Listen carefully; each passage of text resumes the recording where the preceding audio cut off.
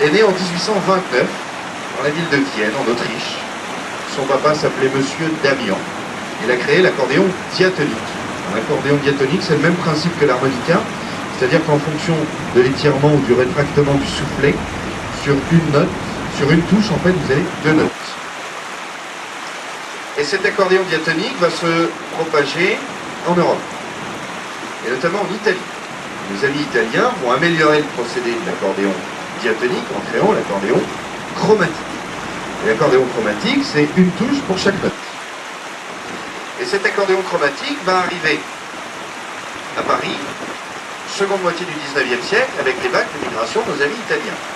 Et nos amis italiens, en arrivant à Paris, vont s'installer dans l'Est parisien. Pourquoi est-ce qu'on est de Paris? Parce que traditionnellement, l'Est parisien est industriel et ouvrier. Et donc quand on arrive dans une ville, on n'a pas forcément beaucoup d'argent, donc il faut quand même trouver un logement pas très cher, d'où l'Est parisien. Puis également trouver du travail. Là aussi, étant un coin industriel, on arrive très vite à trouver du travail.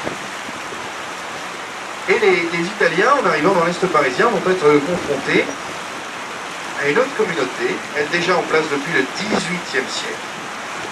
Cette communauté, c'était les Auvergnats. Pourquoi les Auvergnats, eux, s'étaient installés dans l'Est parisien? Parce que, après, au XVIIIe siècle, s'est fait la spécialité du commerce du portage d'eau. Ils vont se faire la spécialité du charbon, avec les bougnats. D'où cette installation dans l'Est parisien pour trouver des débouchés proches de leur activité. Et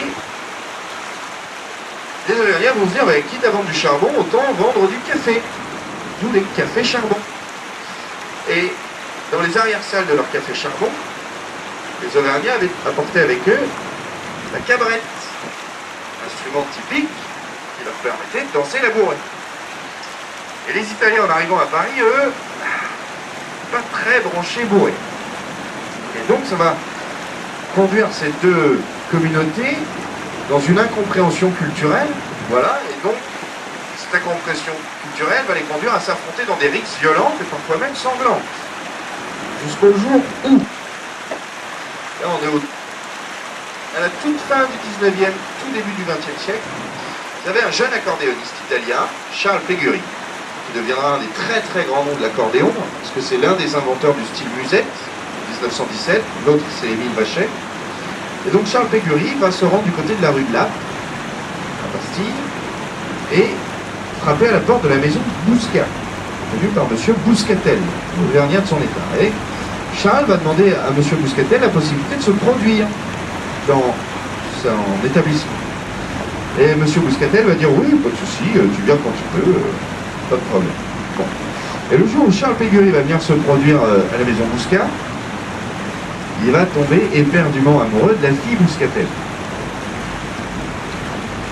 Et la fille Bouscatel, bien sûr, ne mettra pas beaucoup de temps et ne résistera pas longtemps, surtout aux yeux bruns et de braise du bel Italien. Et M. Bouscatel va donner son accord à l'union de ces deux jeunes gens. Et l'union de ces deux jeunes gens va sceller la réconciliation entre les Auvergnats et les Italiens. Et j'en veux pour preuve, le style musette est un syncrétisme, c'est-à-dire un mélange entre la bourrée auvergnate et les influences culturelles italiennes.